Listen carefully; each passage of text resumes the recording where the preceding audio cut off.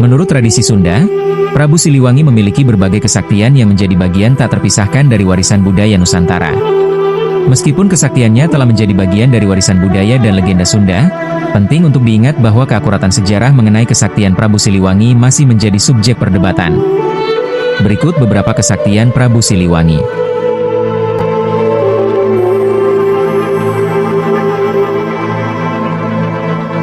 Assalamualaikum warahmatullahi wabarakatuh. Jumpa lagi di channel Amin Al-Abror. Alhamdulillahirobbil alamin. Allahumma sholli ala Sayyidina Muhammad wa ala ali Sayyidina Muhammad. Bersyukur kepada Allah. Bersholawat kepada baginda Nabi Muhammad Shallallahu Alaihi Wasallam.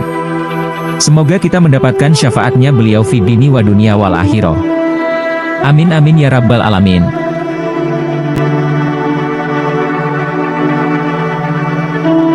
Kisah Prabu Siliwangi atau Raja Siliwangi. Prabu Siliwangi adalah tokoh semi legendaris yang digambarkan sebagai Raja Kerajaan Pajajaran tahun 1482 Masehi hingga tahun 1521 Masehi yang bercorak Hindu sebelum berkembangnya Islam di Tatar Sunda.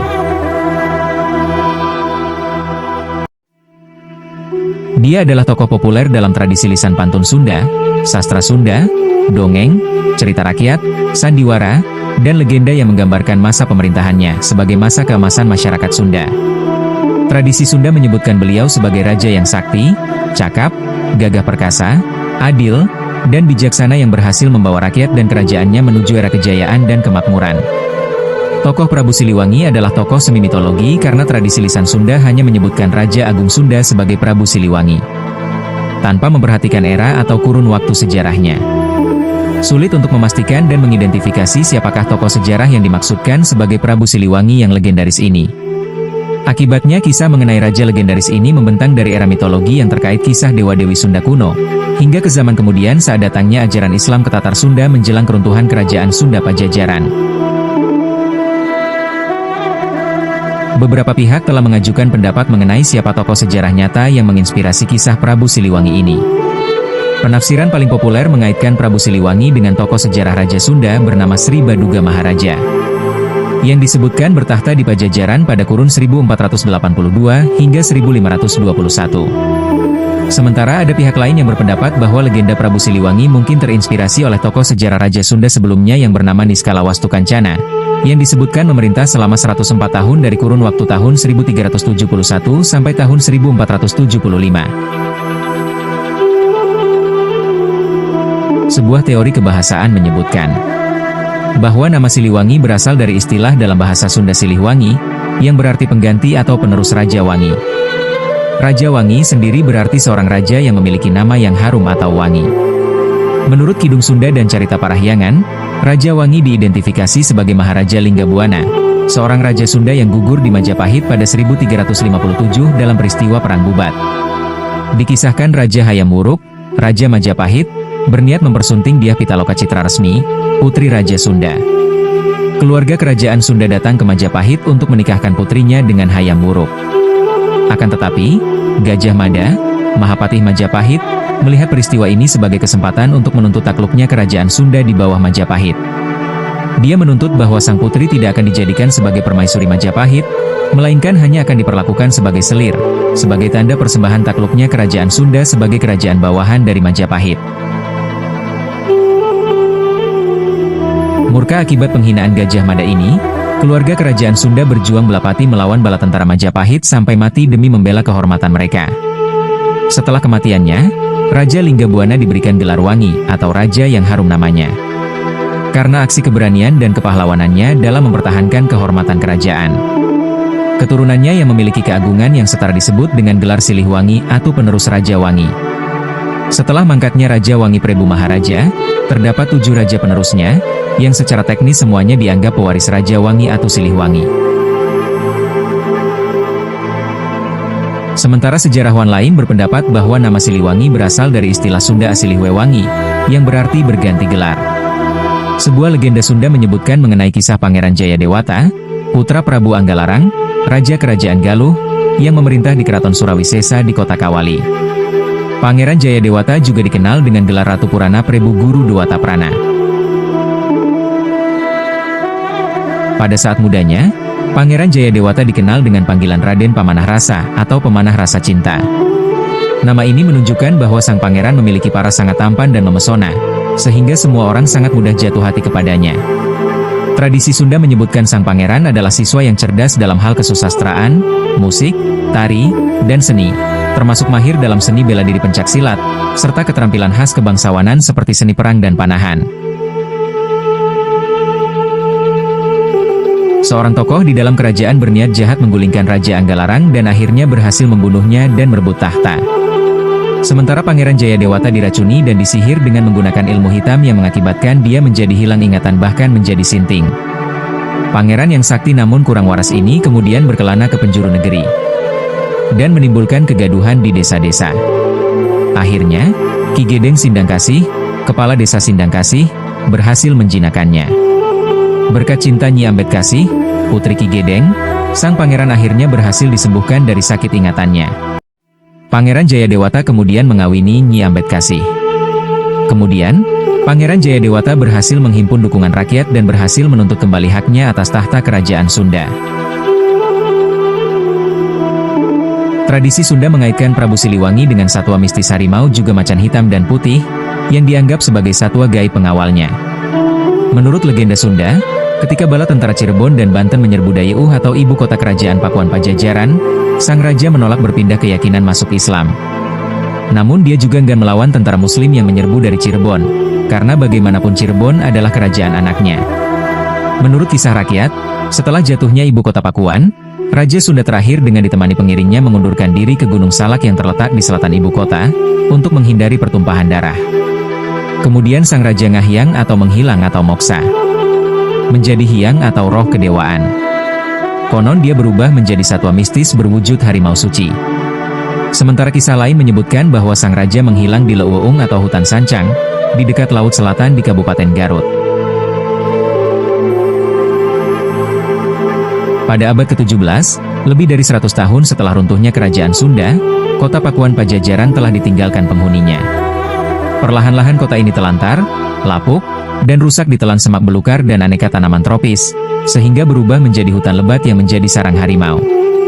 Ekspedisi perdana oleh orang Belanda ke pedalaman Jawa Barat dilakukan pada tahun 1687 yang dipimpin Pieter Scipio van Ostende. Dia membawa tim ekspedisi untuk menjelajahi hutan di selatan Batavia menuju bekas ibu kota Pakuan dan akhirnya mencapai Wijowsbaai, kini menjadi Palabuhan Ratu. Salah satu anggota ekspedisi ini tewas diterkam harimau di daerah ini 2 hari sebelumnya. Scipio mendapat keterangan dari anak buah Letnan Tanuwijaya dari Sumedang, bahwa reruntuhan itu adalah bekas ibu kota kerajaan Pakuan Pajajaran. Pada 23 Desember 1687, Gubernur Jenderal Johannes Campuits menulis laporan. Di bekas istana yang tanahnya ditinggikan, dekat tablet, prasasti batu tulis, berwarna perak peninggalan Raja Pajajaran yang dikeramatkan, kawasan ini dijaga oleh banyak harimau.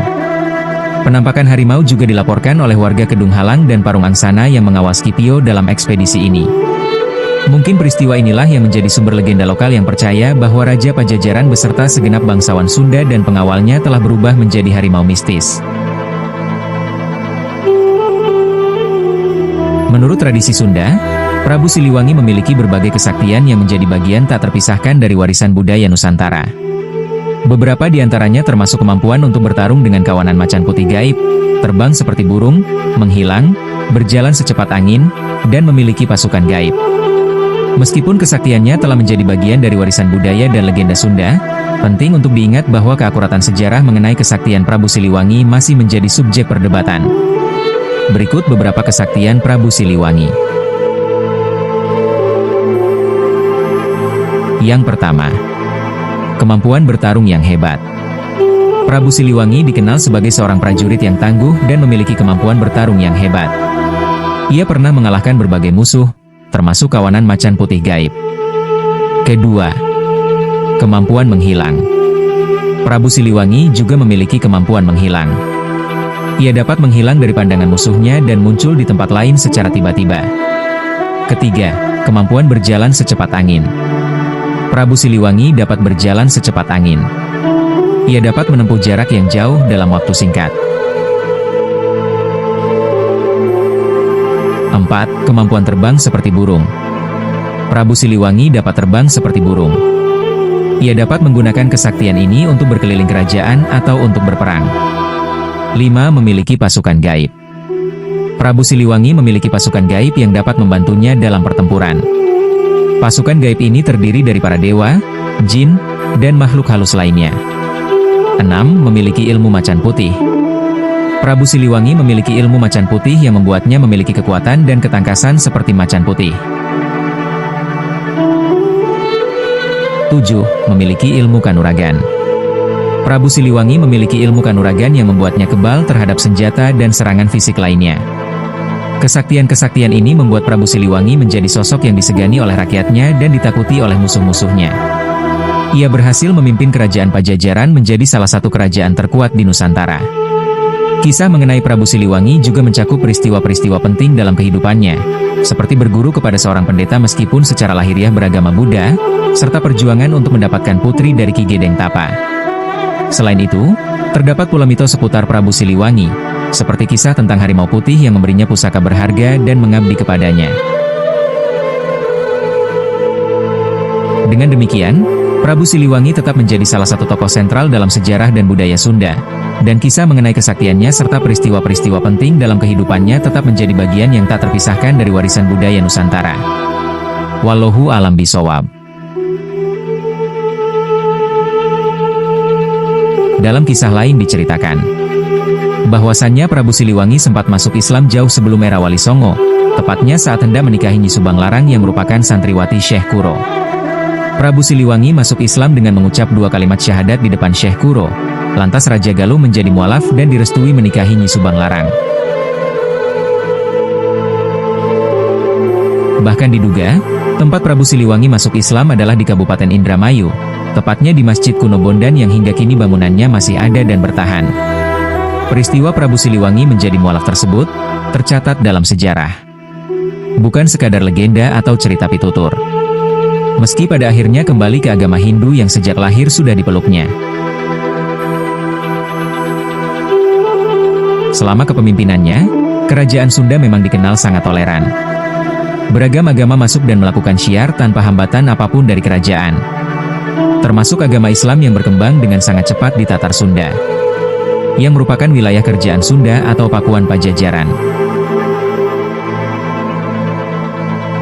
Siapa Subanglarang sesungguhnya? Hingga kecantikannya membuat Prabu Siliwangi terpikat dan bersedia memeluk agama Islam? Latar belakang Subanglarang dibahas di naskah Carita Purwaka Carubanagari, CPCN, yang ditulis Pangeran Arya Karbon di abad ke-17. Bersumber dari naskah itu, Nyi Subanglarang bernama asli Kubang Kencana Ningrum dan lahir pada 1404 Masehi, lantas menempuh ilmu agama dengan berguru kepada Syekh Kuro. Lantas, anak siapa sesungguhnya Nyi Subanglarang? Rupanya, dia adalah putri dari Ki Gedeng Tapa, Syah Bandar Pelabuhan Cirebon yang waktu itu bernama Muara Jati. Pelabuhan ini memiliki arti penting dan sangat vital bagi kerajaan yang berada di utara Pulau Jawa dan dikuasai oleh kerajaan kecil bernama Singhapura. Kembali ke kisah Prabu Siliwangi, bahwa hingga sekarang memang masih banyak yang mempersepsikan bahwa Sri Baduga Maharaja memang beragama Islam. Pemangku adat Sunda di Palataran Paku Jajar Sipatuhan Bogor, Bambang Cirasudarsono mengungkapkan, Prabu Siliwangi memang seorang Muslim. Dalam perjalanannya, Prabu Siliwangi kemudian menikahi Nyi Subanglarang dan memiliki beberapa anak yang seluruhnya adalah Muslim. Dari pernikahan ini, Nyi Subanglarang melahirkan Pangeran Walangsungsang atau Pangeran Cakrabuana dan Nyi Rara Santang yang merupakan ibu dari Sunan Gunung Jati. Di Kabupaten Garut ada tokoh sejarah penyebaran Islam di Tanah Sunda, yaitu Sunan Rahmat yang dimakamkan di Godok, tepatnya di Desa Lebak Agung, Kecamatan Karangpawitan, Kabupaten Garut. Sunan Rahmat disebut-sebut juga sebagai Prabu Kian Santang, seorang putra dari Sri Baduga Maharaja yang bergelar Prabu Siliwangi, raja terakhir kerajaan Sunda yang beribu kota di Pajajaran. Sosok Sunan Rahmat diyakini sebagai penyebar Islam pertama di Sunda. Tentu, penyebaran keyakinan tentang iman kepada Allah, kepada Rasulullah, dan kepada adanya surga neraka tersebut, disertai pula dengan praktik peribadatannya. Hikmah dari sejarah Prabu Siliwangi, seorang tokoh penting dalam sejarah Sunda, mencakup nilai-nilai kepemimpinan, kebijaksanaan, dan persatuan. Beliau dikenal sebagai raja yang adil, bijaksana, dan mampu membawa kejayaan bagi kerajaan Pajajaran. Selain itu, Prabu Siliwangi juga menjadi simbol persatuan dan identitas budaya Sunda, serta dihormati karena kepeduliannya terhadap rakyat dan wilayahnya. Berikut beberapa hikmah yang dapat diambil dari sejarah Prabu Siliwangi. Kepemimpinan yang bijaksana. Prabu Siliwangi dikenal sebagai pemimpin yang adil dan bijaksana, mampu membawa kerajaan Pajajaran menuju masa kejayaan, persatuan dan kesatuan. Beliau berhasil menyatukan kembali wilayah kerajaan yang terpecah, menunjukkan pentingnya persatuan dalam membangun kekuatan, kepedulian terhadap rakyat. Prabu Siliwangi dikenal memperhatikan kesejahteraan rakyatnya, bahkan tidak memungut pajak dari mereka, yang menjadikannya sosok yang dicintai oleh rakyatnya. Toleransi dan kebersamaan. Ia menunjukkan sikap toleransi dan mampu menciptakan keharmonisan di antara berbagai kelompok masyarakat. Menjaga identitas budaya. Prabu Siliwangi menjadi simbol identitas budaya Sunda yang kuat dan dihormati dalam berbagai tradisi lisan dan sastra. Dengan mempelajari sejarah Prabu Siliwangi, kita dapat mengambil pelajaran tentang nilai-nilai kepemimpinan yang luhur, pentingnya persatuan, serta bagaimana seorang pemimpin seharusnya peduli terhadap rakyat dan wilayahnya.